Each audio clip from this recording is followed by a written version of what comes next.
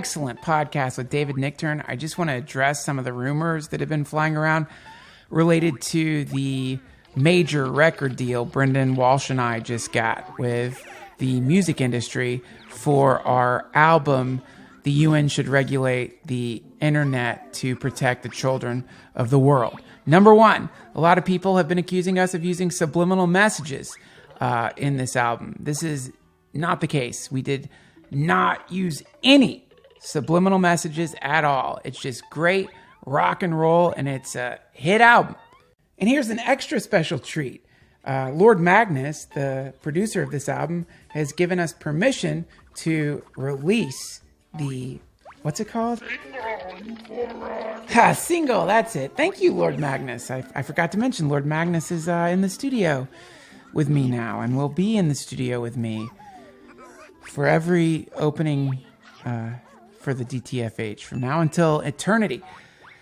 Without further ado, here is our single, Protocol 666, from the album The UN Should Regulate the Internet to Protect the Children of the World. Bird flies by, prison guard dies, prison guard wife cries. Look into the flower of the ages. Look into the face of the painted clown. See the priest kneeling down. Money spent, body bent. Gets a phone call from the president. Oh, Your Holiness, I'm gonna need you to activate Protocol 666. Release Jesus from his prison. It's time. Take this cup with me. I got the keys. Niner 49er, it looks like Jesus has escaped from his prison. Destroy him. Destroy Jesus? I'm afraid we have no choice. But he's the Son of God. Those are direct orders. Fire on Jesus. It's a great album. We had a blast recording it. The only hitch was one of the interns went mad and started raving about, I don't know, ancient ones who live beneath the sea. Guys, just because marijuana is legal in California doesn't mean that you should take it to the edge. Relax. You don't have to get so high you claw your eyeballs out in a professional recording studio and scream about some kind of ancient force returning to the earth. A force that has always been here and will always be here long after the pesky little monkey descendants known as human beings are gone. We've got a wonderful podcast for you today. David Nichtern is here. This is from nationalgeographic.com. On the morning of November 11th, just before 9:30, a mysterious rumble rolled around the world. The seismic waves began roughly 15 miles off the shore of Mayotte, a French island sandwiched between Africa and the northern tip of Madagascar. The waters buzzed Africa, ringing sensors in Zambia, Kenya, Ethiopia, Chile, New Zealand, Canada, and Hawaii, nearly 11,000 miles away. Scientists are flabbergasted. They have no idea what this could have been, but if you know websites, then you know exactly what happened. This episode of the DTFH has been brought to you by Squarespace.com. The truth of the matter is that those seismic ripples, as the foolish scientists are calling them, are being caused by nanobots destroying the creators of horrific websites around the planet. That particular event was the disintegration of Larry Smith, who was an expat from the United States who had a website so horrific that he was the first one to be dissolved by the AI nanobots that escaped from the inner sanctum of the Google hatchery. These things are going to be swarming around the planet, and if your website sucks, unfortunately, this is in no way coercion, there is the potential that you will be atomically annihilated by a swarm of nanobots, which if someone saw it happen, all they would see is you would disappear and there would be a strange ripple as though reality itself were a movie screen and someone had pushed it from behind. But you yourself would experience a kind of infinite dissipation that, from what I've heard from my friends over at Google, is not only painful, but something that goes beyond pain, something that no one should ever experience. Fortunately, the kind folk over at squarespace.com have made it simple to make a beautiful website with their award-winning templates. They've got everything you need. Head over to squarespace.com/Duncan. And when you're ready to launch, use offer code Duncan to get 10% off your first purchase of a website or a domain. Protocol666.com. It's currently available. Could you imagine a domain with such power and potency not already being owned by some brilliant entrepreneur? It's right there, ready for you to snatch it. All you got to do is head over to squarespace.com/Duncan, use offer code Duncan, and you'll get 10% off a website or a domain. My sweet loves, a big thank you to my Patreon patrons for supporting me. If you don't want any more commercials, if you want commercial-free episodes of the DTFH or just extra stuff, including more rants and access to the DTFH Discord server, head over to patreon.com/DTFH and sign up. Dive deep.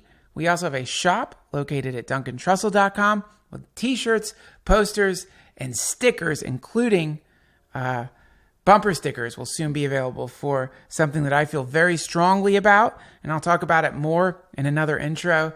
But it's the issue of so many people imagining that crow's milk is a normal or healthy part of a human diet. Guys, it's not.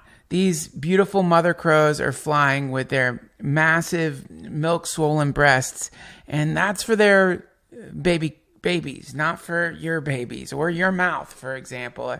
This whole new thing of catching them and suckling at them in the grass of parks, it's disgusting to watch, and just the horror of seeing so many crow's milk bars popping up around the city has really unnerved me. So I usually don't get political, but I'm taking a stand for once, and I hope you will too. There's going to be some bumper stickers that say, "Stop drinking crow's milk." And also, I'm not saying you should do this. In fact, you shouldn't. We're also, because of a manufacturing accident, we've got some that just say "drinking crow's milk." So my hope is that people who are into drinking crow's milk don't buy this to tell people that they're drinking crow's milk. And also my hope is that the activists out there don't buy these to put on stop signs so that it says "stop drinking crow's milk." Because I think I'm certain that must be illegal. Either way, if you want to put them on your car or some place where you've gotten permission to put them, they're going to be available at duncantrussell.com. Today's guest is an author. He's also a meditation teacher, and he's an Emmy Award-winning musician. This is, I believe, his second appearance on the DTFH, maybe his third. He has written a really great book called Awakening from the Daydream, which is a fantastic take on the Buddhist wheel of life. He and I have been doing some, I guess you'd call them live podcasts, in Echo Park at the Samrasa Center, and I have been working with him. He's been giving me meditation instruction. If you're new to the DTFH and you just started listening, go back and listen to the last episode with David. That is when he taught me the basics of sitting meditation, and this is sort of a conversation about the practice itself, because by some miracle, I've had a regular practice for longer than I ever have before, actually. And so this is kind of a conversation about some of the stuff that happens when you are sitting every day and not doing anything. And as simple as it sounds, it's somehow completely difficult to do. At least if you're me. I don't know. Maybe you're some kind of super enlightened being who just sits down and doesn't need to look at your phone or anything and just relaxes and merges with the universe and recognizes some non-dual state. And then you pop out of it and go to work and then it's no big deal. You're enlightened. You're the Buddha. Congratulations. But if you're like me or are me, then you know that there's, for whatever reason, it's a really crazy thing to sit still for 30 minutes straight, which seems like it'd be the easiest thing ever. And this is a conversation about that, along with some other interesting stuff. David is a really good teacher. And as simple as this stuff may sound, it really helps to have somebody who knows how to talk about it in a simple way. Also, David was a student of Chogyam Trungpa Rinpoche, who I consider one of the great teachers of the West. And he wrote one of my favorite books on meditation and spirituality called Cutting Through Spiritual Materialism. And David worked with him for many years. Chogyam Trungpa has a lot of great videos on YouTube, which I would recommend checking out. But also, if you happen to be on the East Coast, David has... it does fairly regular workshops. And I'm going to have all the links to those at duncantrussell.com. And also next year in the spring, we're going to be doing something at Samarasa, the awesome yoga studio in Echo Park. All right, everybody, please welcome to the Duncan Trussell Family Hour podcast, David Nichtern.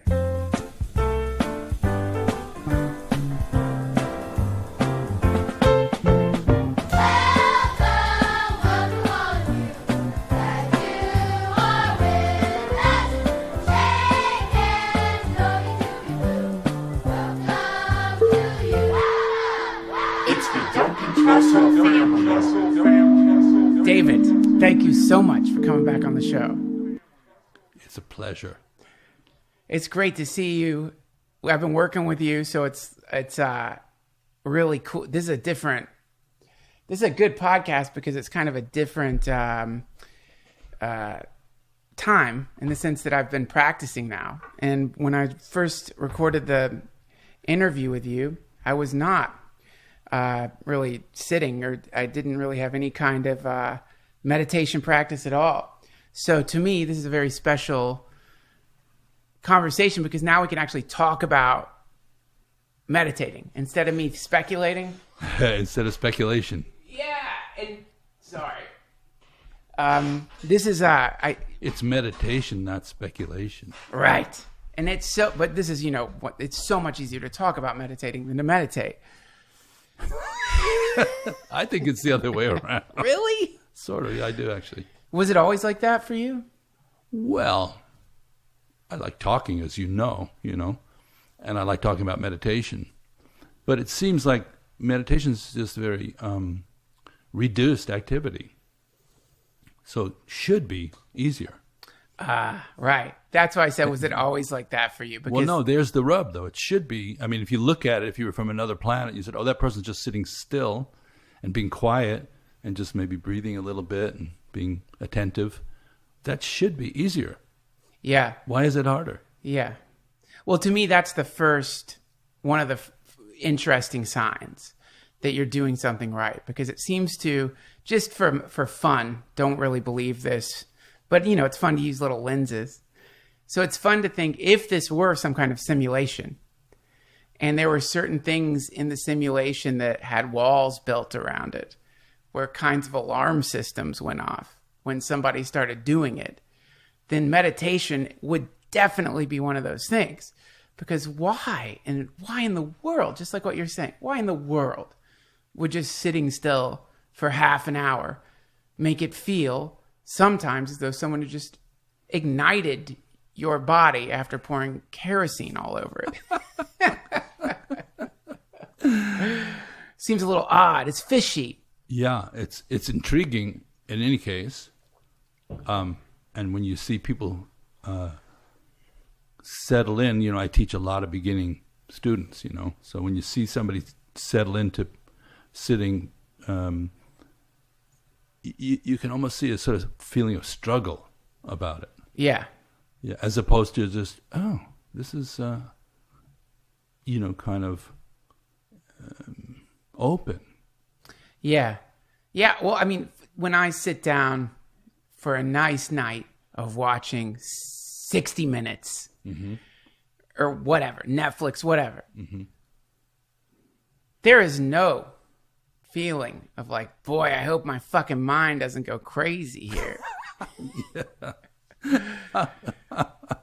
No one's teaching those classes. Yeah. There is no class where someone's like, I'm going to teach you how to sit on the couch and watch TV. Yeah. If there was, Yeah. I would be teaching it.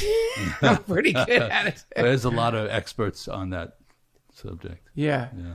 But take the So what since you are now Vajra sword, cutting through all the way to the essence in one single stroke, Vajra sword.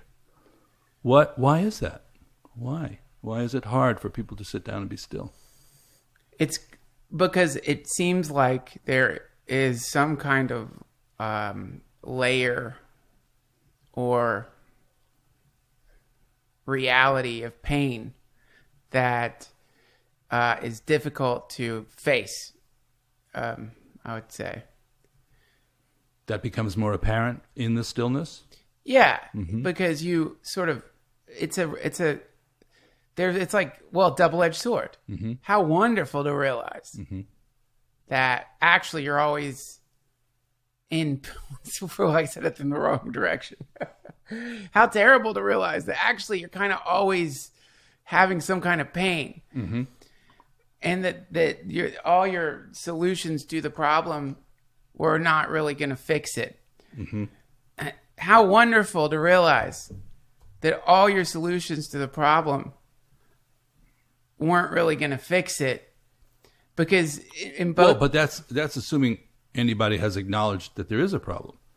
I think that's the first Band-Aid that has to come off, is realizing that there is a problem. That's why, this is Buddhism 101. The first noble truth, the truth of suffering, is not a dire prediction or Debbie Downer taking over the universe. It's not that kind of thing. It's just recognizing the texture of our ordinary experience without overlays. What is it actually like to be alive? And all the Buddha said was, just there's a kind of layer of discomfort that's pretty profound. And rather than ignoring it and trying to cover it up, like we were talking about Friday night, the spiritual materialism approach, let's get some other kinds of spiritual entertainment into the picture, into the mix. You actually say, I'm going to kind of check this out. I'm going to explore this and look for the origin. So that's right. That's the second noble truth, looking at the origin of the suffering. And then people skip over this, but the third one is the cessation of suffering, and the fourth one is the path. So it's ultimately extremely positive, optimistic. That's, I don't think a lot of people have penetrated far enough into Buddhism to get to that piece of it, where they're saying, the truth of suffering, don't try to work your way around it, but look at it, look at the cause, and then there's a kind of way to work with it that's completely transformative and very different. Right. But it's not based on denial. Right. At all. Well, there's always going to be some denial, but it's not based on denial. Is denial and ignorance, are they the same thing? Well, I guess denial would be the active muscle of ignorance, Ignorance can be kind of dull and spacey, but denial is, you got to really work at it. Like Trungpa Rinpoche, who I know you're very interested in Trungpa Rinpoche as a teacher, used to call it not ignorance, but ignoring. He turned it into a verb. Cool. It's an activity. Cool. Denial is an activity. If somebody comes and says, did you, like a half a cookie is on the counter and crumbs. Did you eat this cookie? I didn't eat that cookie. That's denial. It's pretty active. Yeah. Yeah. But ignorance could also just be like, what cookie? Right. Yeah. I don't see any cookie. Right. But what he's saying is underneath that, there's you do see the cookie and you're actively trying to manipulate the situation to make it disappear. Yeah, that's pretty cool. I find that to be really, really exciting to start seeing not just like the overt pattern of ignoring, which I have in so many different ways in the past done.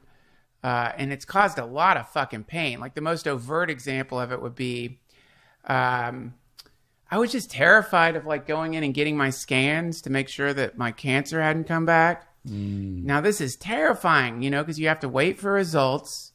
You have to, wait for results and you don't know. Now the mind is telling you the results and the disease are the same thing. Right. When one is just a quantification of a thing and the other is an actual thing. They're not the same thing.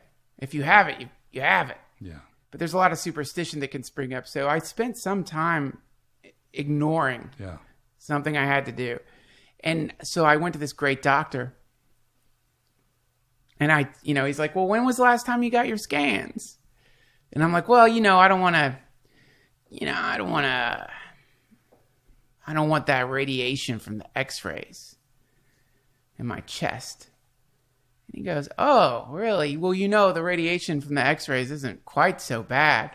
But that being said, once I did these scans with someone and they had cancer, it had come back and we stopped it. Now that was pretty ferocious. He's just looking at me like, and then he goes, well, if you decide not to do this, I'm going to have to write down refused. Like third grade. Yeah. Refused this. Yeah. Right. Refused this. And then I was like, all right, well, let me think about it. I'll come back. Yeah. And so then I was sitting with the nurse. He'd left. And the nurse goes, all right, we're going to take you in for your x-rays now for the scans. Mm-hmm. And I'd already said, well, I'll come back. But he was somehow sized me up enough to know that I was going to actually do the tests. Good doctor. And I did it, and I did the tests. Yeah. I mean, doctor has to choose the right medicine and also get you to take it. You've heard me saying that at like all these meditation workshops. It's like in our tradition, the role of the teacher is to get the right prescription and get you to take it. And then kind of not babysit a lot beyond that. Yeah. So there's kind of, but it is prescriptive. The Buddhist approach is prescriptive in that there's a particular situation, you're applying a particular remedy. And that is why I brought the doctor up, because it reminded me of a good teacher. And then what happened is after I stopped ignoring that and I got the results back, then all the secret, stupid, shitty, awful anxiety, the dark shadow of knowing I need to get this looked at, it went away. I was fine. Yeah. All that time of like feeling just nervous secretly, but not wanting to express it. And then also adding to it this layer of rationalization based on, well, it's the radiation I'm afraid of. Yeah. You're not afraid of the fucking radiation. You go through radiation every day. You go through, how many times have you gone through the scanner at the airport and not gotten pat down? Instead. Anyway, the point is, and the reason I brought that up is because the anxiety that was causing me secretly was manifesting in all these different ways. My fucking back was hurting. Oh, I had all these physical symptoms, all these things that once that was like revealed, they all kind of vanished. So this is why it reminds me of this ignoring, the act of ignoring. Sure. It's like when you turn and you do the scan, so to speak, which I think you could say is sitting. Kind of scan starts happening. Mm-hmm. Yeah, of the thing as it is. Yeah. Not as you wish it were. Yeah. So even beyond that, they say that, to illuminate the first noble truth as the truth of suffering, there's like 4 categories of suffering. I happen to really like, I enjoy the precision of this kind of presentation. So the first one's called not getting what you want. That's the first type of suffering. Second is getting what you don't want, right? Which is slightly different.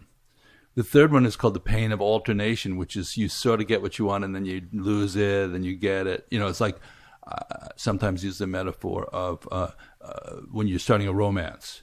The first night, this is going to be fantastic, this is going to be perfect. And then she doesn't call the next day or then she comes to the date the next day and sort of has garlic breath. Yes. Gotcha. So it's the up and down ride, the roller coaster of expectations and disappointments. Then the fourth one is called all pervasive, which is that one I use sometimes the analogy of room tone, just like Yeah. like everybody's talking in a restaurant, but underneath the fan noise is going. Yes. So that's the kind of underlying anxiety is not a bad word for it. There's some kind of feeling, even on a good day, even in a good moment, where it's just it could slip away. Is this so that all pervasive, as you're calling it? Does that? So is that sort of the reservoir that the other ones are coming out of? Like if there's a fountain, the fountain show. Is that like all that when the fountain's spraying and being lit up? Yeah. So whatever the water's being pulled out of, is that the all pervasive suffering? Well, this is where you take out the vajra sword, right, and look.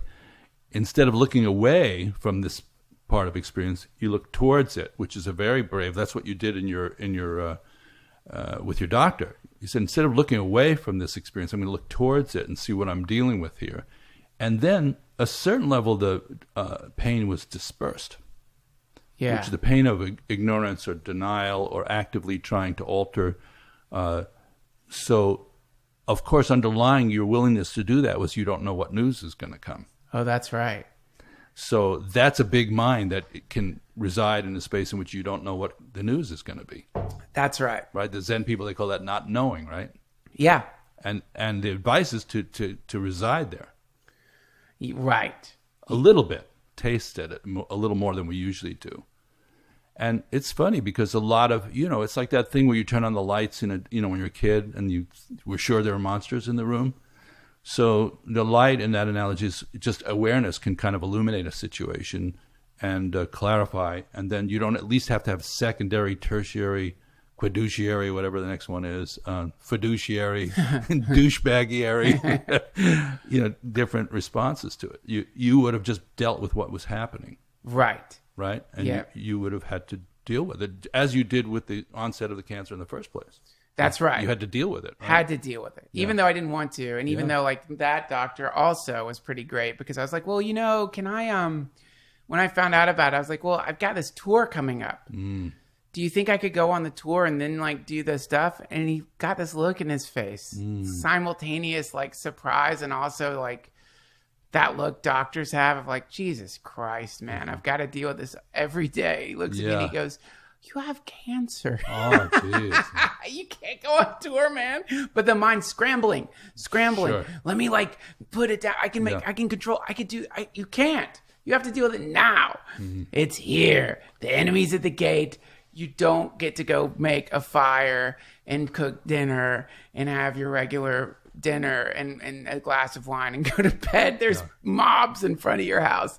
So that is wow, powerful. Yeah, that's a pretty powerful moment.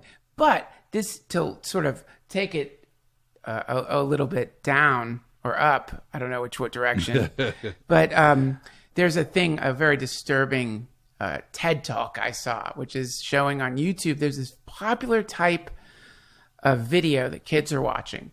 Young kids, young kids. And what it is it's a video of people taking, I didn't even know these things existed. There's some kind of egg that you open it up and there's little prizes inside the egg. It's they're called like surprise eggs or something. I don't even know what it is. And so there are videos on YouTube. There's an unbelievable amount of these videos, which is just a hand opening an egg and showing a thing inside, and then opening another egg and showing a thing inside, and opening another egg and showing a thing inside. And kids, when they start watching it, they can't stop watching it. You mean they look at egg after egg after egg? Yeah, they get glued to the egg. they can't stop watching it. And if you show a kid one of these things and you take the iPad away or whatever, the kid freaks the fuck out and gets really unhappy. And so the TED Talk was like, what appears to have happened here is people have, stumbled upon a kind of like glitch in the programming of humans, which is the egg, of course, is the unknown. And the opening is it becoming known. And the prize inside is like the you get a little excitement from like, oh, it was a little race car. And then the unknown returns, and then the prize inside. So they've almost discovered like the samsaric pattern. And it's hardwired into kids, and they're using it to hold kids fixated on these programs. And so, yeah. Well, it's in a way, it's reverse training of the mind. If you look at, any healthy tradition of cultivation or training the mind, it's almost the opposite of it. This is almost diabolical in a way, because it's reversed. It's like, let us prey on this tendency to resist the unknown or unknowable. And in meditation, you train on creating a stable ability to reside with the unknowing. Yeah. Now, how does that play into it? Like, ultimately, we would say it plays into the fact that you are ultimately going to an unknown place called death. Nobody really kind of can tell you what that experience is going to be like, because if they could, they would be dead. Yeah. So, of course, there's a lot of... Or if they could, they wouldn't be dead, I guess. Yeah, exactly. So the question is, can you work with your mind as long as you think you're alive and are sort of functioning in this reality in a way that stabilizes it towards the unknown, so that you don't freak out, don't panic? So what happens to people, according to Trungpa Rinpoche, when they die, is there's a certain panic that sets in, a loss of ground. That's the underlying experience of dying. It's like, and people get very, very upset. And the instruction, not even just Buddhism, but people say, just try to go with the experience. If you're helping somebody to die, you say, just don't be frightened of your own mind. Don't be frightened of your own projections, right? So you're trying to develop a certain kind of equanimity going into that experience. Of course, if you wait till that moment to begin to train and cultivate that equanimity, the panic is going to be too strong. Right. So one notion of meditating, obviously beyond the mindfulness whole thing of just becoming a little more attentive and focused, is to become more relaxed with arising phenomena, whatever they might be. And ultimately, they say, there's a level of equanimity that's called one taste, that you really don't have so much bias anymore towards things turning out well or not. Right. Because the awareness is penetrating the whole thing. Right. So we don't always know what's going to be a good outcome.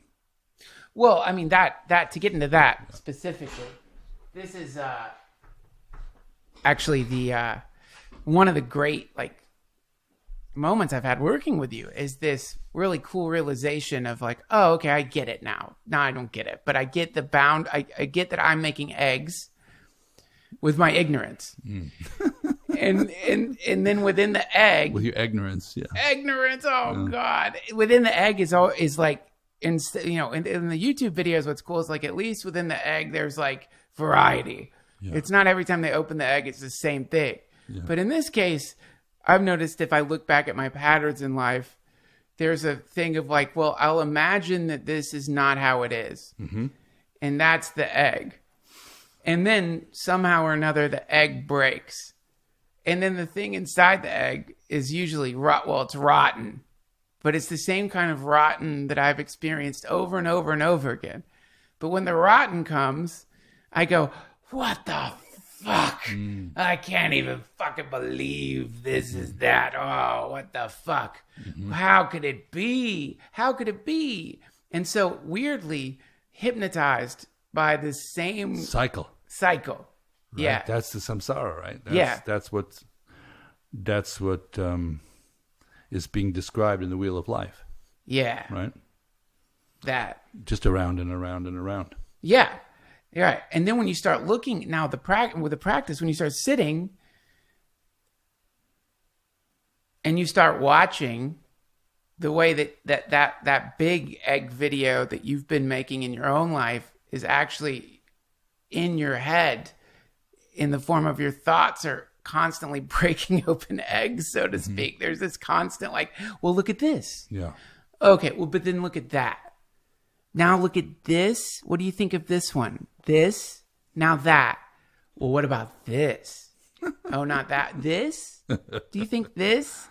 Oh, this, but this one actually, all the other ones, you were right about that. That was all just thinking. But this one's important. Sure. No? Yeah. Well, wait, but what about this? Now here's another. But wait, you're going to fucking die. But what about the poem? I had a great, and you're going to call your teacher and tell him.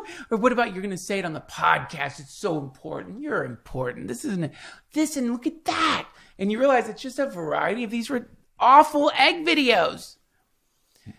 Wow, Duncan. In your own head. What a mind. Yeah. Yeah.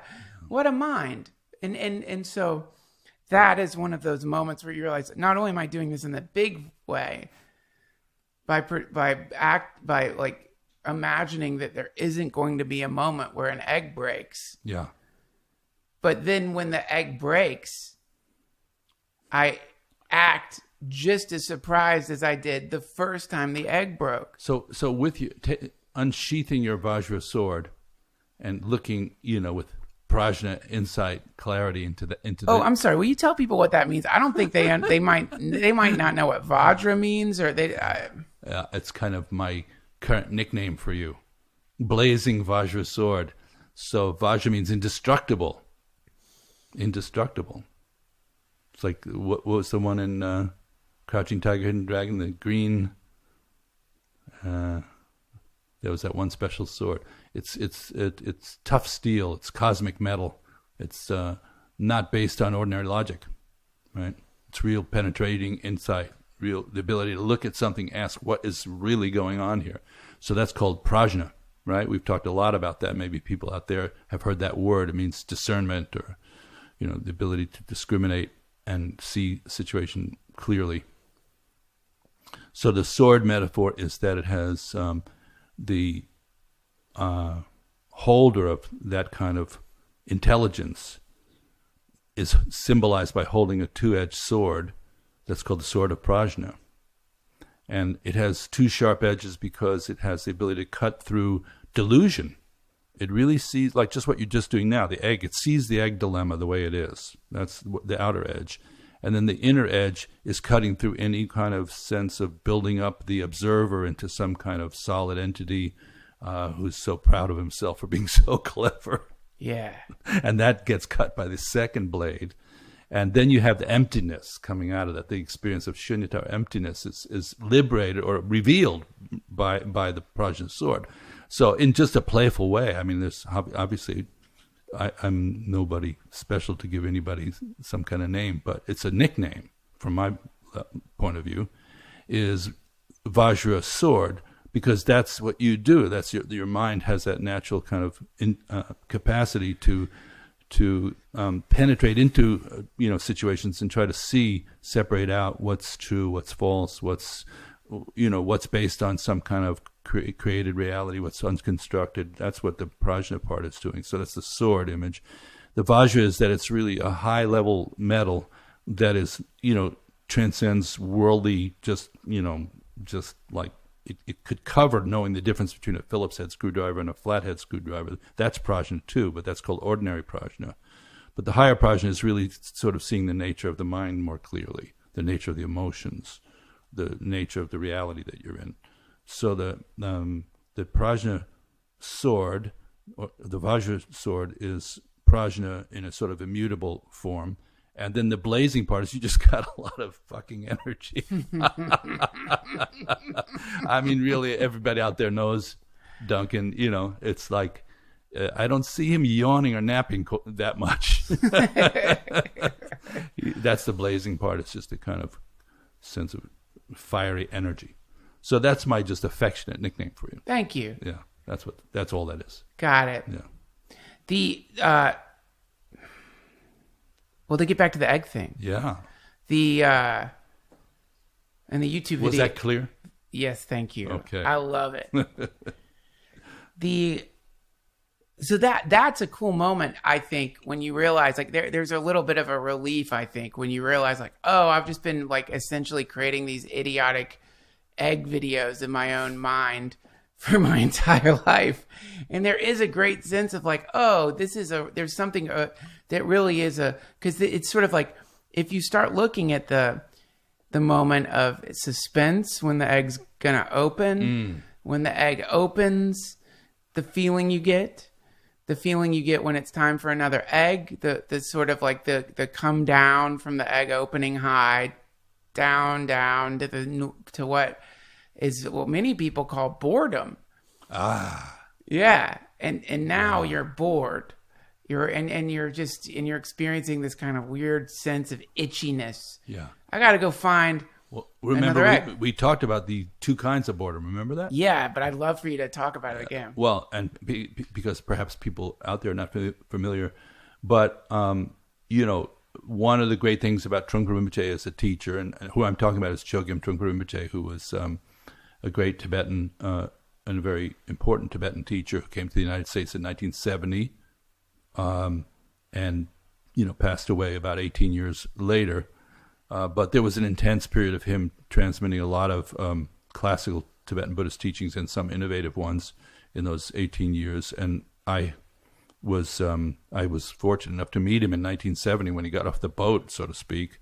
And so he was very influential, not just with me, but a lot of other students like Pema Chodron and there's many students of his out there in the universe in various disguises and, following up on what they learned from him. But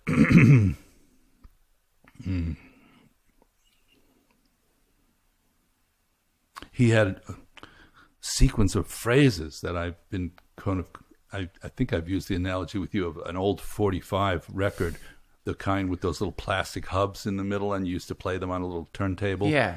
Vintage, like your little Volkswagen truck, and the vintage things have a certain tracking to them that feels like, wow, this is really deep, authentic, and very inspiring in a way, but steady as a rock. So, like when you watch the oldies on a telethon, and they're just playing one hit from the 50s after another, or the 60s or the 70s. So his hits, I find myself lately really wanting to actively recycle a lot of his hits, and so. Things like First Thought, Best Thought, and, the cutting through spiritual materialism and so forth. So those phrases are going to come up from time to time in this conversation. I love them. Yeah. They're great, and it doesn't feel like an old 45 to me. It seems like it's just brand new. Yeah. And it's just, this discovery, so to speak, of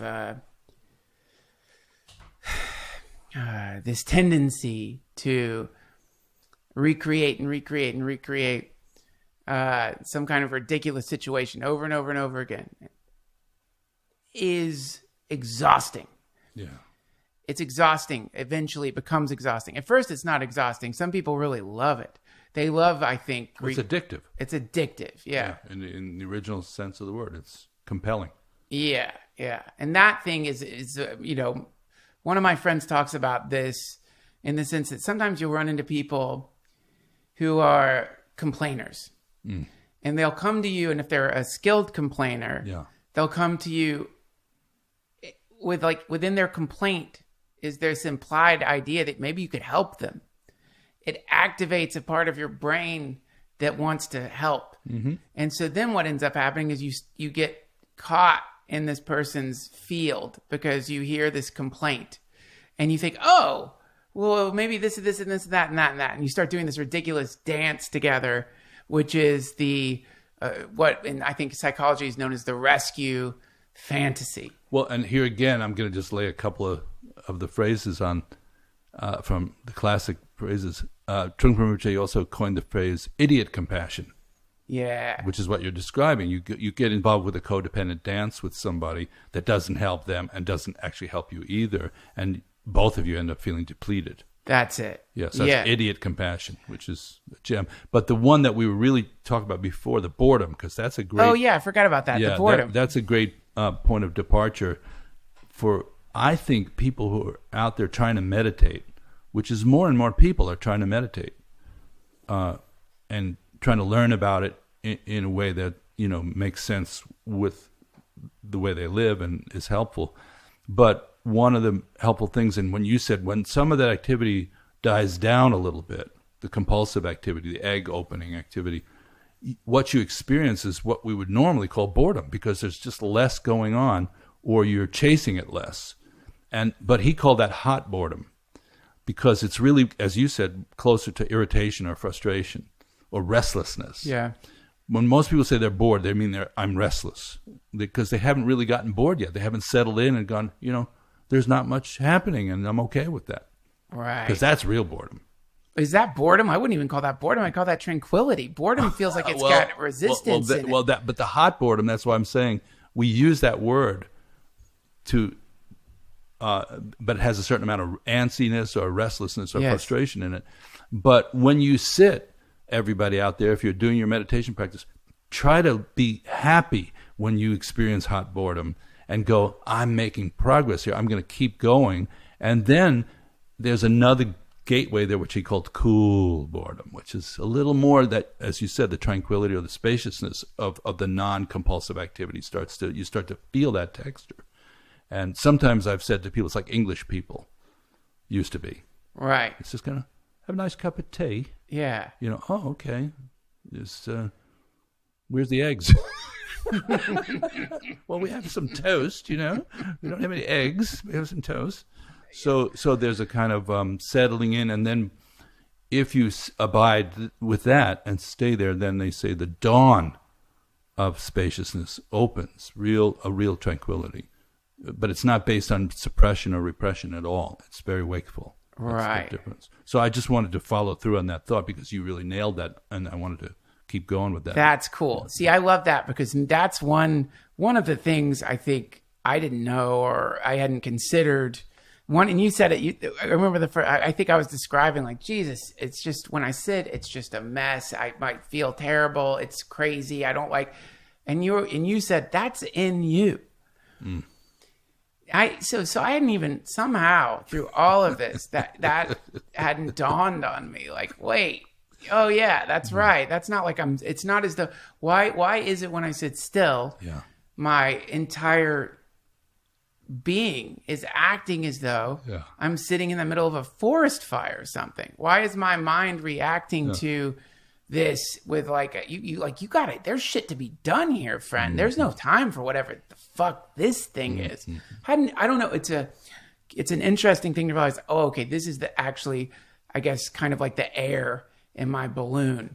Yeah. And that was a very exciting moment. And then to add to that, if you're lucky, you could say you brought that date to the party. Yeah. There you go. That's it. Yeah. You're the one. Who's this girl? You brought that date to the party. Yeah. Yeah. You're the one. You're the one who brought this person to the amusement park with all of us, and we were going. Yeah. And this is a person who's afraid of roller coasters. Yeah. Why did you do this? Well, this is a person who's that thing. Yeah. Yes. So and they are your eggs.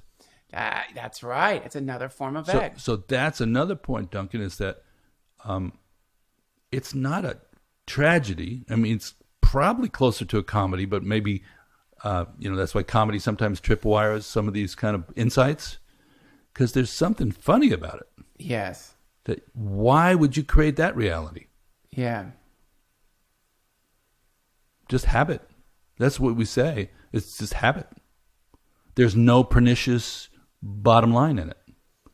So that's what, we talk about as some kind of fundamental goodness or awakened nature, whatever, Bodhi mind, whatever you call it. It's just habit. There's no pernicious bottom. The ground is not tainted. So in certain type of Buddhist teachings, we say it's actually fundamentally pure. They use the word kadak. It means like pure from beginningless time. Kadak. You're saying what's pure?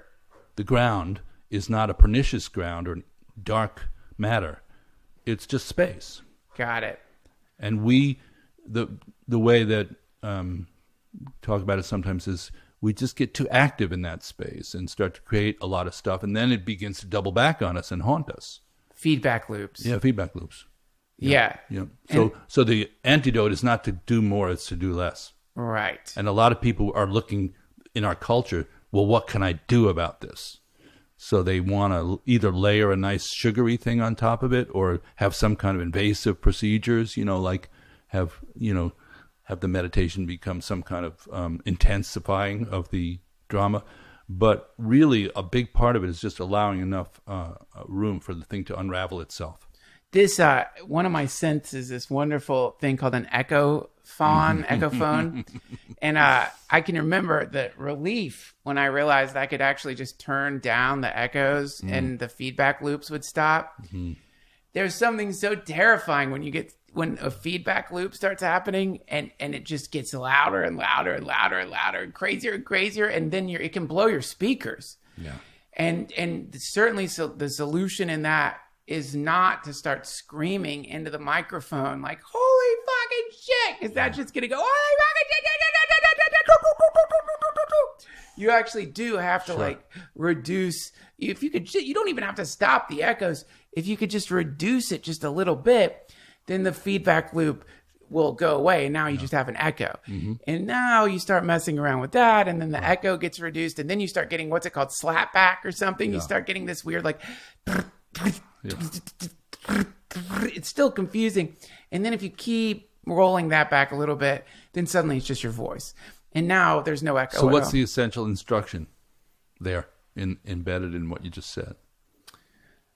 Well, I think it would be if you're experiencing a feedback loop, don't freak out. Don't panic. Yeah.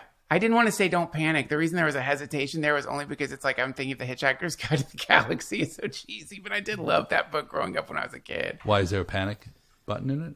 I think in The Hitchhiker's Guide to the Galaxy, that's on the cover or something. It says don't panic? Yeah, because it's about how to hitchhike through the universe. So it's like the first thing is don't freak out. Another way to put it would be, I was riding my bike to go to the completion of your class.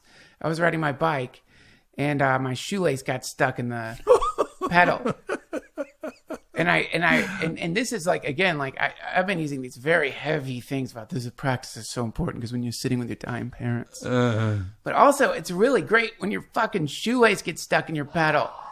Because instead of being like, oh fuck, if I keep pedaling, I'm fucked. Or thinking you're going to get out of it by pedaling, which you're not because the shoelace is going to get more intertwined. I did have a moment where I said, just don't panic. Yeah. We're going to slow down. And that's because you had enough credit in your account, mindfulness credit, right? You had enough credit in the account to be able to remember that instruction at a time when there was a lot of energy going on. And a lot of potential to wipe the fuck out and really get physically hurt. Absolutely. And another example, someone sent me this, and this to me is an example of you as a teacher or why a teacher is good. Someone sent me this great, sad video of this, and I'm sure many of you have seen it because it probably went viral. I think this must have been, I don't know where it was, India maybe, wherever there's anacondas. Are there anacondas in India? I don't know. But somewhere where there's anacondas, this dog had gotten an anaconda wrapped around it. Oh. And it's around its haunches.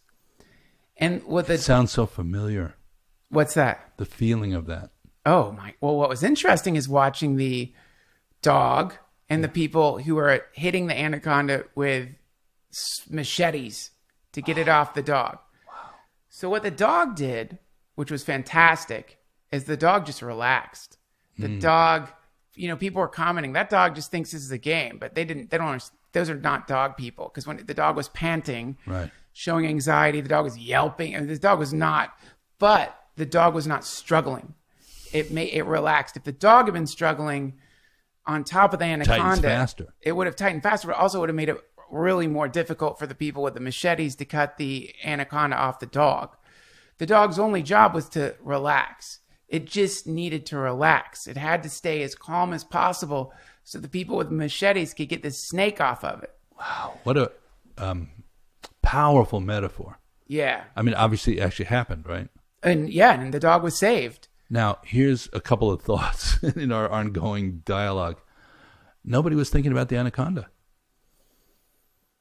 Oh, I did. I felt bad for the anaconda. It's like, finally got this juicy fucking dog. Well, not only that, but as a being too.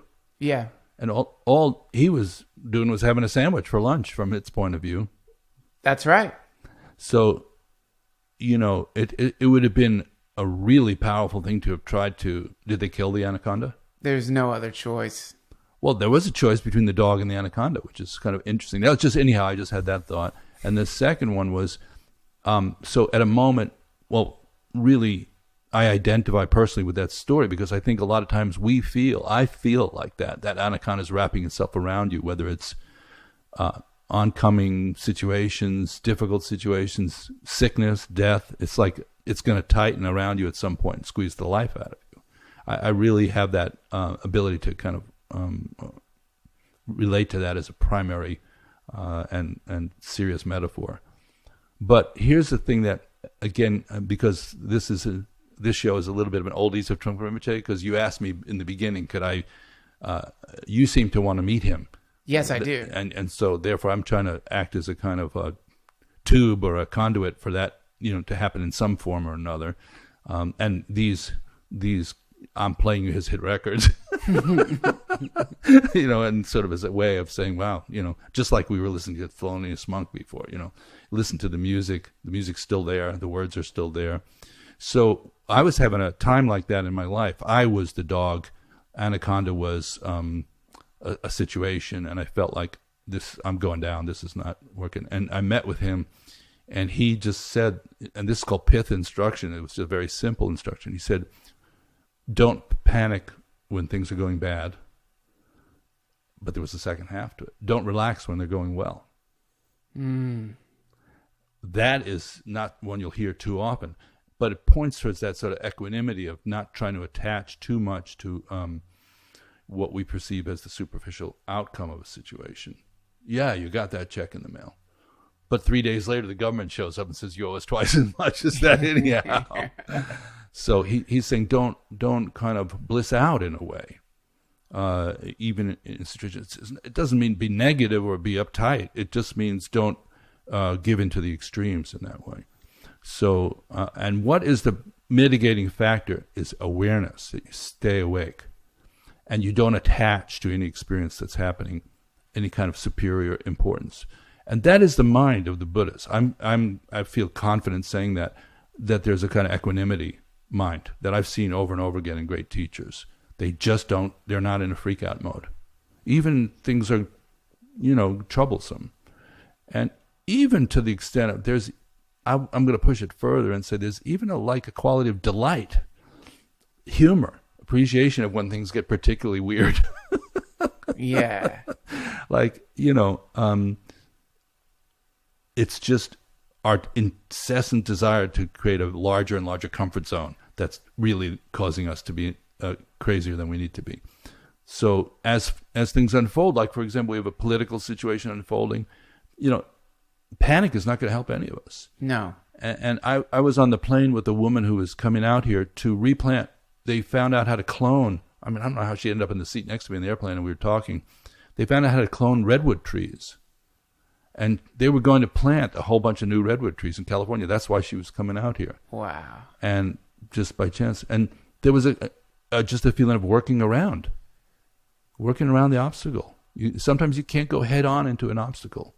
You're not going to win. So you go around.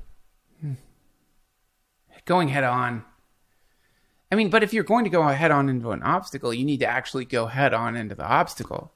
You better be aware of, the full impact of it.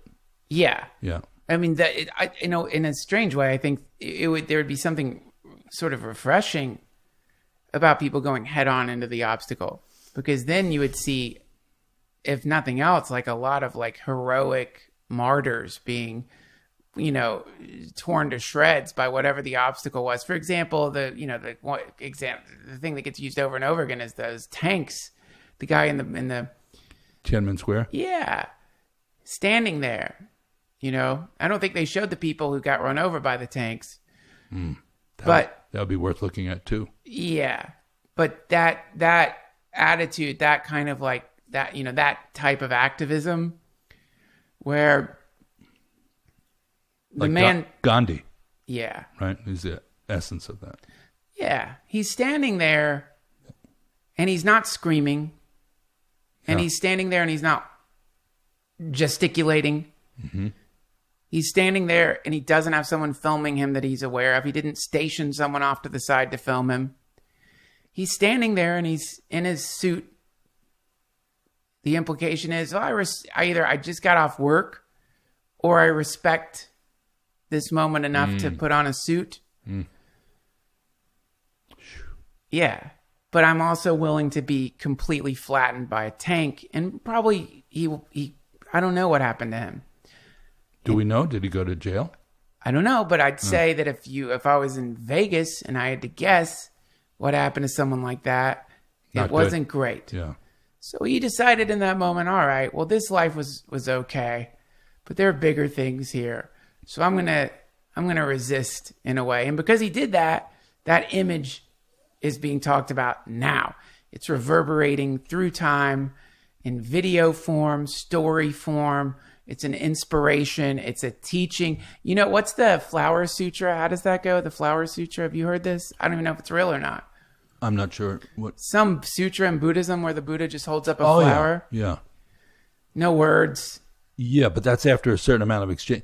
There was a lot of sutras that he didn't speak. The famous Heart Sutra, which is the Prajna Paramita Sutra, the Vajra Sword Sutra, is he doesn't speak till the end. It's a dialogue between two of his students. And then at the end he says, good job. That's cool. Thus it is. Well, as you're saying, I was thinking Buddha lived a long life. He was, for the time especially, he lived to be 85 or something like that. And Jesus and Jimi Hendrix lived to be like 29. All right. So it depends how fast you want to burn through. And there's older people who've been practicing a long time. So whether it's your time to stand in front of the tank, or whether it's your time to organize friends, or whether it's your time to plant redwood trees, I can't say for somebody else. But it is an amazing image of bravery, putting your and non-aggression. So that's very unusual. You don't see much of that, right? Right. That has within it, it's so many things happening at once in that moment, which does get repeated, thank God. Because the other way doesn't seem to do much. It's like there might be some temporary thing that happens, but usually what ends up happening is fragmentation. It seems like some kind of never-ending fragmentation. The fragments get fragmented, and then the fragments, like if they start fighting each other, and then in the fighting of each other, those fragments get fragmented until you end up with just piles of fragments that are just like, we're the right fragments, right? Yeah, we're most like what the thing that got broken was, right? Remember that great glass? That's what we must be. Yeah. But those other fragments, look, they're all wrong. Don't you remember the glass? It was so important. And then, so to me, that's where you run into like this kind of problem, That's a very astute and colorful way to describe that whole phenomenon you're talking about. Did you just make that up? Yes. Yeah, that's a good one. Hold on to that one. Okay. The fragments are, saying, I'm the whole. Yeah. Yeah. Remember the whole? I'm the whole. I'm protecting the whole, but they're not. That's a problem there. So, there's almost an implication there that unless you take in, I guess in the art of war, they call it taking whole. When you're capturing the enemy, you have to take the whole. You don't destroy it in the process of recapturing the situation. So it's almost the implication that you can't create a sense of that others are necessarily totally wrong and you're totally right. That would not be completely a healthy resolution to any situation. Yeah. Yeah. Now, it makes me sad, right? It's poignant to think of that because it's so much easier and so much more powerful feeling to just be on the side of, the right thing. Yeah. Well, I mean, yeah. What's better than that? It's unfortunately used to be one of my favorite feelings. Like you end up in a situation where like there's someone who's like just clearly wrong. Yeah. One example of this, I guess, could be flat Earth. Flat Earth?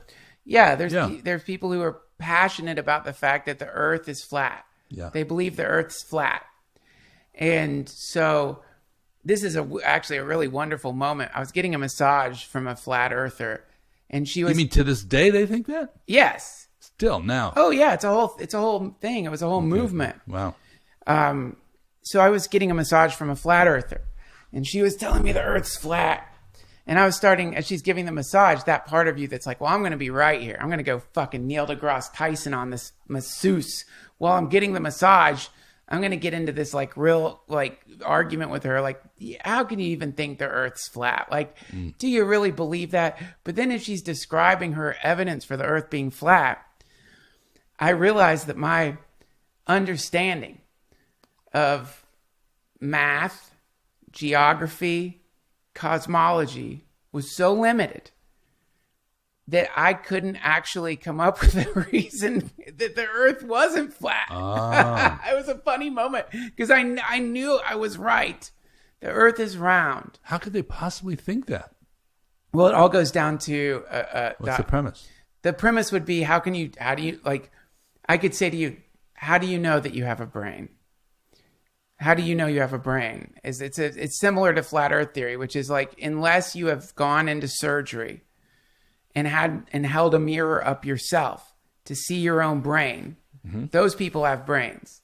But unless you've done that, if you've gone and gotten a head X-ray and you've seen a brain, you don't know for sure that that's just not what they do because they want to convince people that they have brains when actually there's not a brain in there. It's like it's wiring. You're a robot, right? So within it is this suspicion of there being a kind of malevolent power that does not want us to know that the Earth is flat.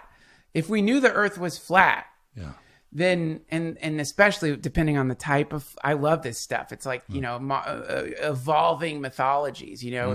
So let's imagine the Earth is not. Let's just pretend the Earth isn't round. Right. So here's what the Earth is. It is actually more akin to like, like when you get like an egg carton and you have these dimples in it. Yeah. So it's a plane that goes on and on and on and on and on and has these dimples in it. Yeah. The dimples, in our case, are surrounded by the ice caps. Now, this is a fortress. We're in a prison, right? The prison that we're in is surrounded by the ice caps, and this prison is being controlled by some kind of malevolence, aliens maybe. And the aliens have enslaved us, and they're feeding off of our negative energy. We're basically like a little potted plant in this massive greenhouse of varying earths that are being harvested. Fear is being harvested out of it. So NASA... This is the masseuse's point of view? This is one of the forms of flat Earth. Oh, wow. Yeah. So like the NASA, anyone who's ever gone off of the planet, anyone who's ever... That's all a big conspiracy. No one ever did that. It's like... There's no, like, if you did fly off the planet and you filmed a round thing, that's just, they used it Photoshop to do that. And like some poor NASA guy. How good a masseuse was she? Not that great. No offense if she's listening. Oh, okay, sweetheart. Okay.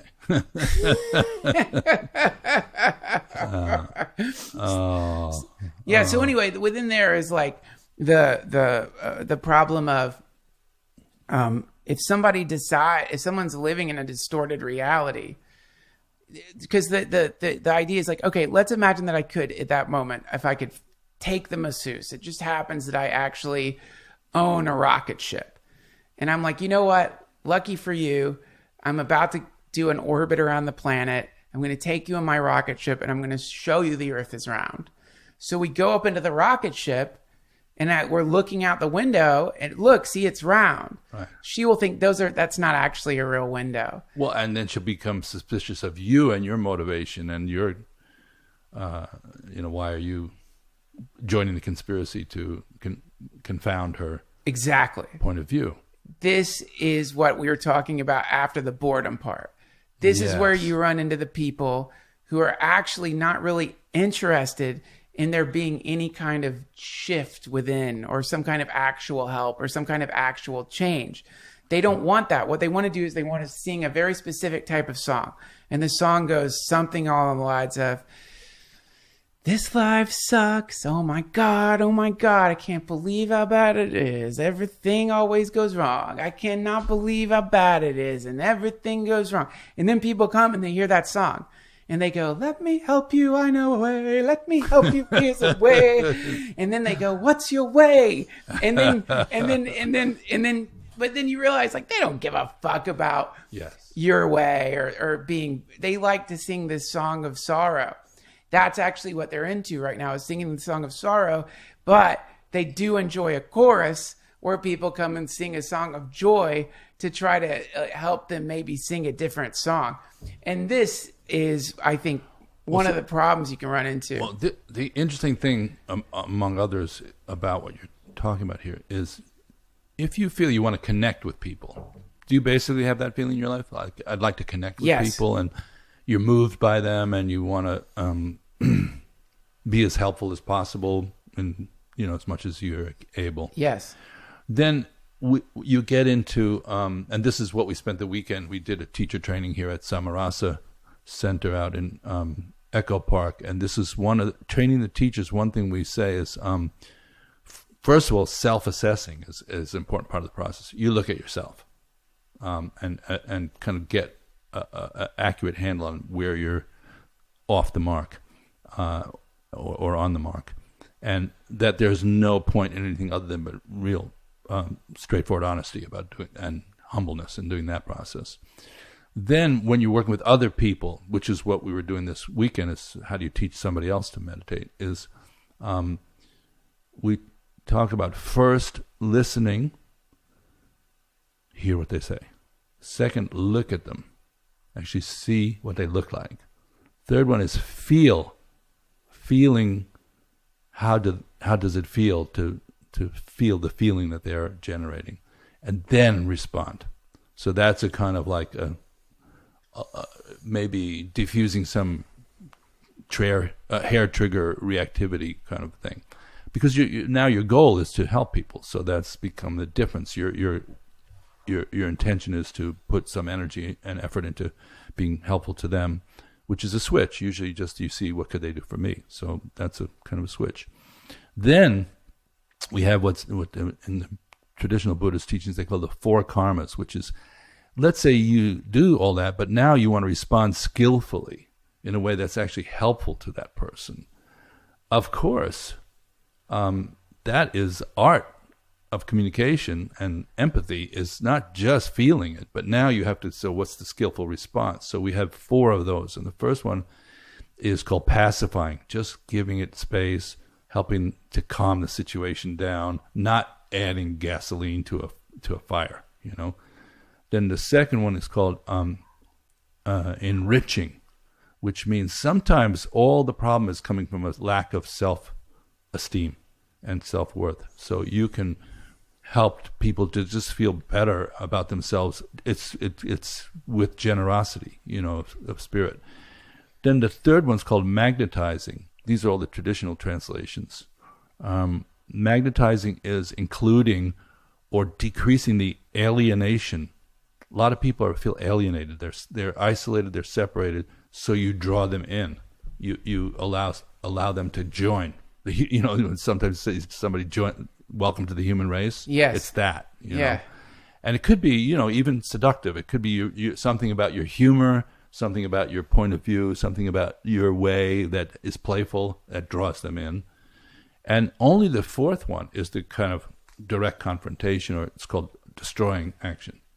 So, and also wrathful compassion or tough love, those kind of things. So that one is, cutting through. That's the vajra. You take out the vajra sword, you cut through, but there's no anger, there's no aggression. It's just pure communication. But you can say no, or you can say stop that, or somebody's whacking a child. You go, I'm not going to let you do that. Yeah. The guy standing in front of the tank is kind of destructive action in a way. It's interrupting, it's not going along with something. But that's the fourth. And so that's like considered more, if those were belts, karate, that would be more black belt territory. Right. But does that make sense to have that sort of, it's just a framework for interacting with your masseuse.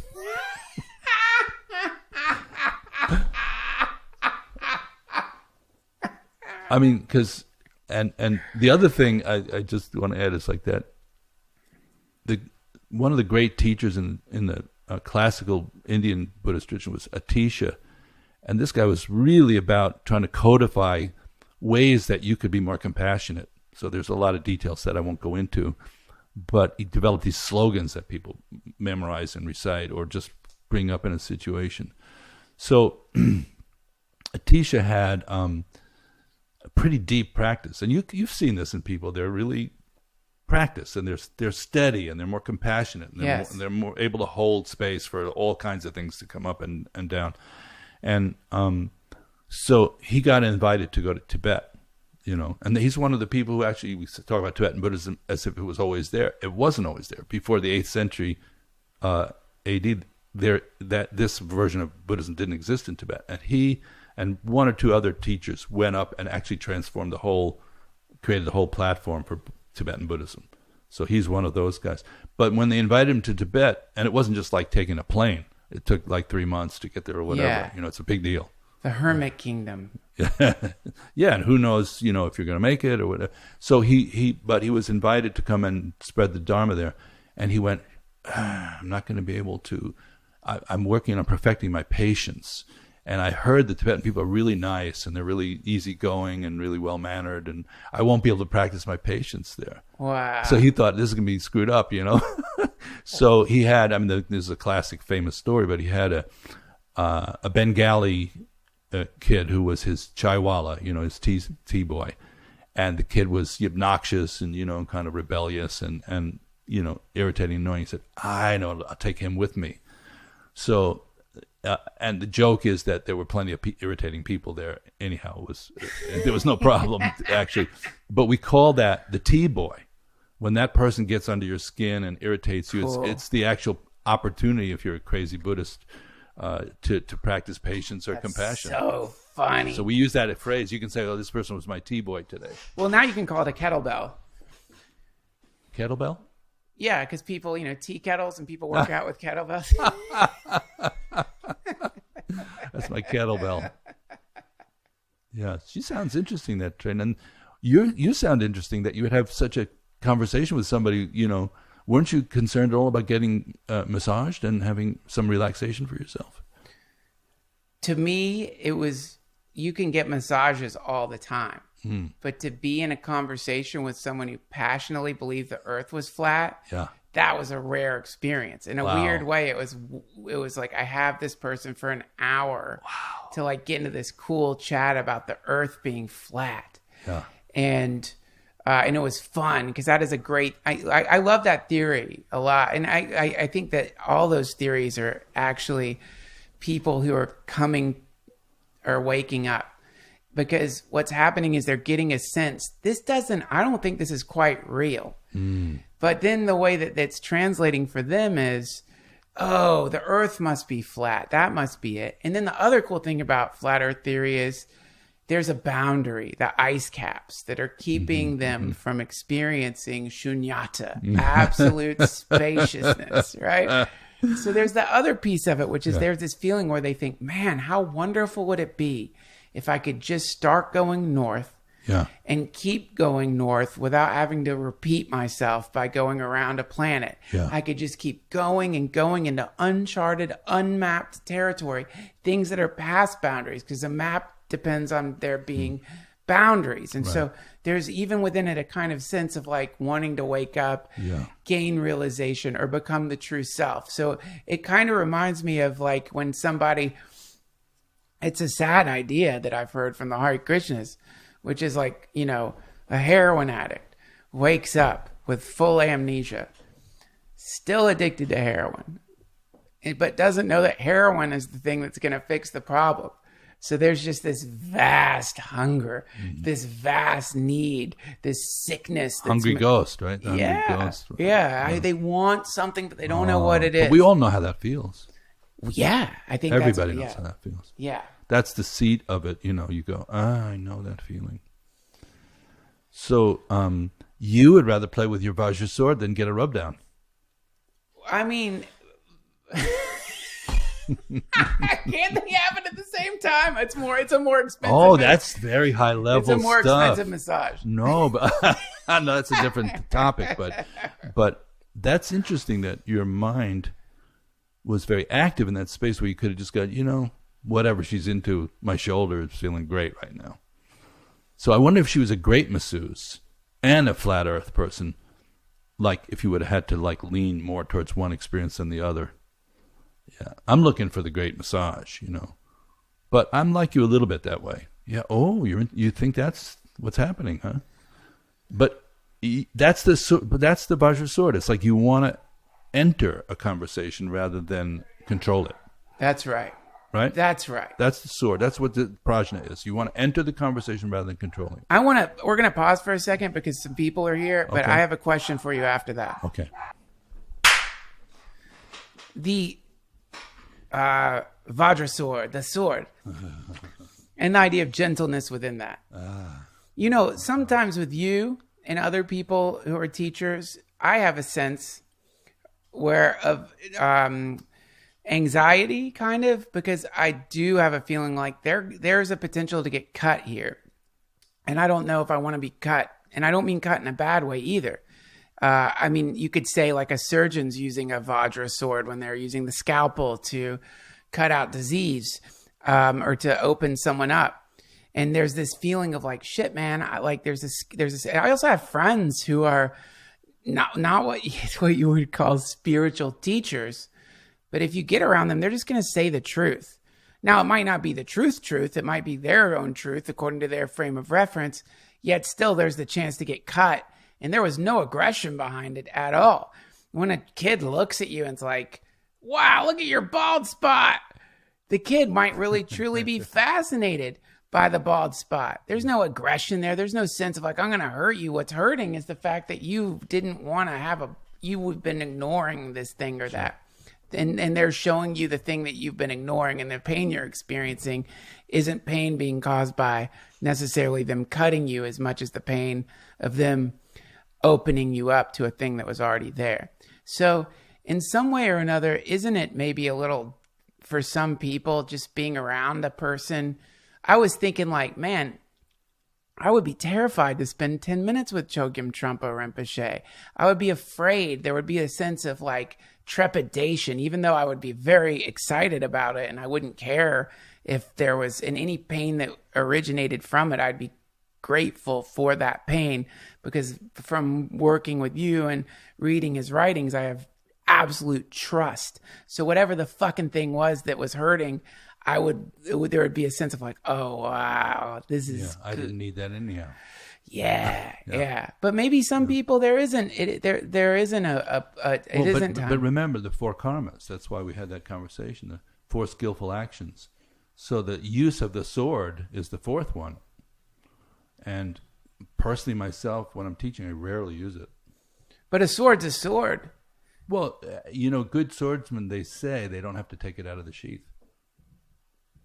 Yeah, well, the sheath's getting cut. No, it's just you can feel the presence of that potentiality. And if you're not a total fool, you don't need to see the blade, ever. So I think his thing was, and here's another little twist on that, because we're channeling and sort of talking about Trungpa Rinpoche. I don't mean literally channeling, I just mean tuning in. And they say the blade principle comes from space, from a spaciousness, a kind of vast accommodation is the actual source of the blade. So it's something that he, for example, when you would encounter him, sometimes the space was so vast that cut you. It wasn't him cutting you. Oh, fuck. That's crazy. It just, there was enough accommodation, enough space so that you... Yeah. And they also say it's like mirror-like. So it's sometimes called cosmic mirror. There's a mirror-like principle in good teachers, that they don't need to do surgery necessarily. There's like you're seeing yourself more clearly. And I think that was much more the case, way more often with him than him actually saying something or doing something. Yeah. It was just like there was this vast, yawning, opening space, and you kind of were aware in that space of your own self-consciousness. I think many people experienced it. They felt a heightened self-consciousness. Yeah. So they were cutting themselves, you see. Right. I had that experience many times. But there's another part to it. The other part is this space is appealing and magnetic in a way. Yeah. It's very and it's enriching. It has all the karmas coming out of it, so it can be pacifying, enriching, and magnetizing too. So with somebody like him, he was one of the funniest people. He was one of the most kind of unexpected people, one of the nicest people, sometimes just extremely tender and gentle. Right. So it's not like this guy's like, get out of the way, he's coming. But it could, the fourth karma was, is from my perspective, in command of it, and it wasn't loose running around on a deck, but when it needed to come out, it did. And if you're a close student, you go like, I'm signed up for this. So that's a big difference, But I think of myself as a teacher, you could correct me if I'm wrong, I like the enriching and magnetizing. I like to bring out the richness in people. I find a lot of people are just too down on themselves. Oh, yeah. You definitely do that. Yeah. The cutting that I've been getting from you is not from you at all. It is from you, though. It's like, well, I'll give you an example of one way you cut me. Well, there was a moment where when I really started sitting every day, there was this moment where I realized I respect you so much. I didn't want to waste your time. And there was one thing you were telling me that wasn't changing at all, which is you've got to sit. You've got to have a practice. It's experiential. There's got to be, and then then you didn't do any of this to me. But I felt a weird sense of shame because you were like, well, just try it for 5 minutes a day. Then just try it for 2 minutes a day. And then I'm thinking, man, how lucky am I? I'm getting to work with this teacher. And he's having to do this kind of like ridiculous, like really basic elementary level shit. And we're having these conversations and you're not even, and so then like within that, I did feel for like embarrassed would be a better word for it. A sudden, like a sense of like, wait, you're getting to train with someone who is trained under I think some people compared Chogyam Trungpa Rinpoche to Padmasambhava. I've heard the comparison for the West, and if you were to run into someone who trained under that person and you got to spend an hour, just 10 minutes, 20, whatever it would be, that's a lucky moment. That's a cool moment that you're getting in your incarnation. So that was a cutting moment for me where it's like, what are you doing? This is a thing. And you're just sort of being, no, you didn't say any of this. You didn't. I think if I had told you, you'd be like, no, not so intense. It's just the second blade of your vajra sword got activated. Right. Started to come alive. Right. And, yeah, I mean, I can't, say anything.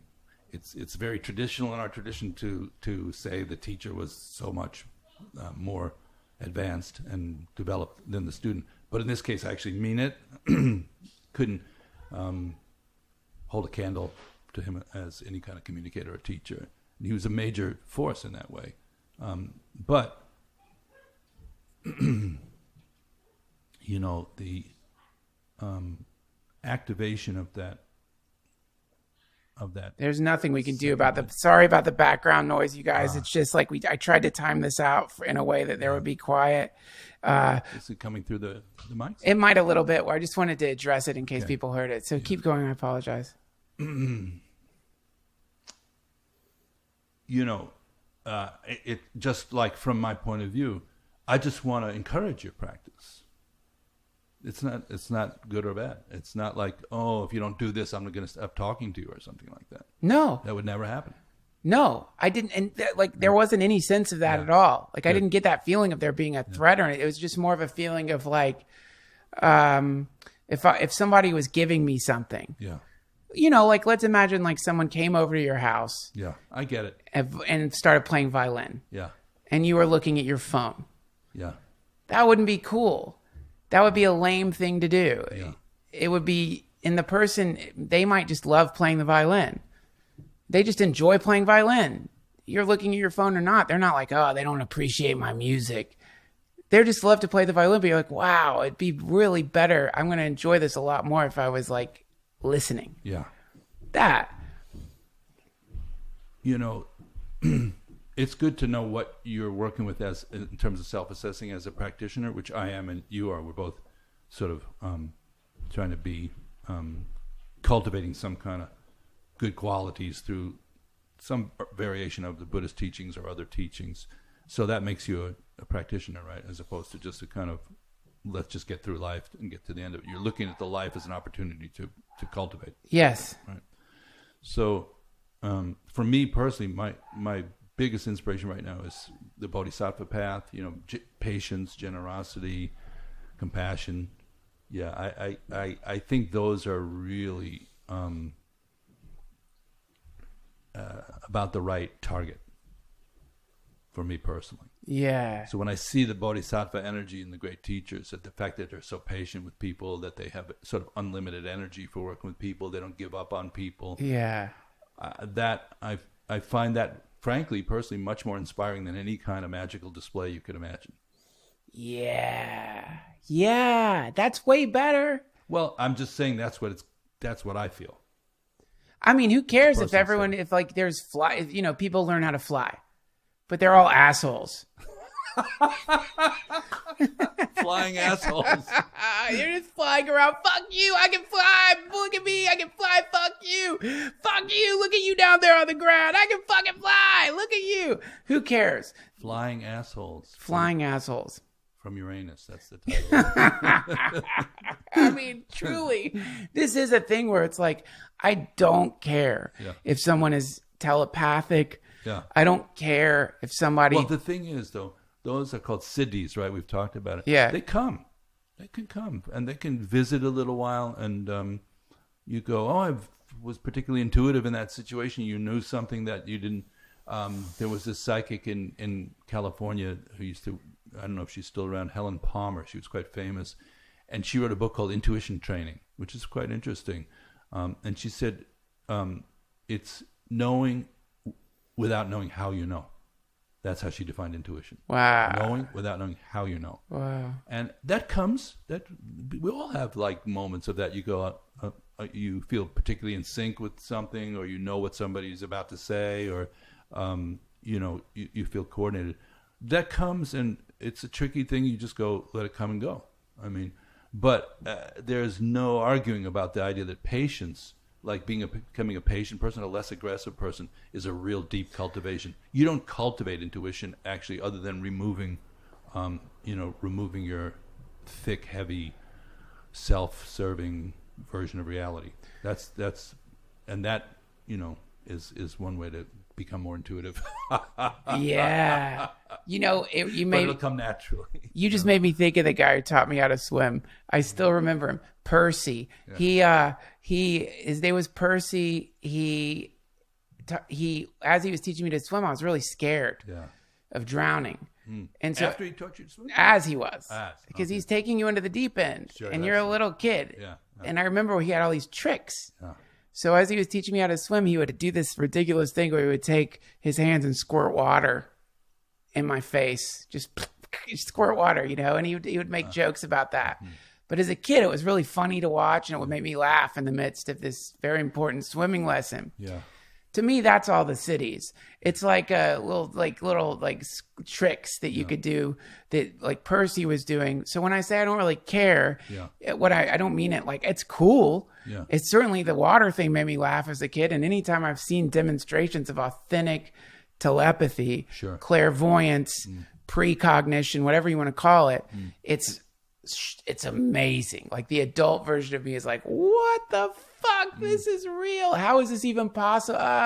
But still, where I'm at right now, it's just eventually like, I am so sick of drowning in my thoughts. This is just so annoying. I don't want to drown anymore. And if like the telepathy stuff is awesome, when I was younger, that might have even been a reason.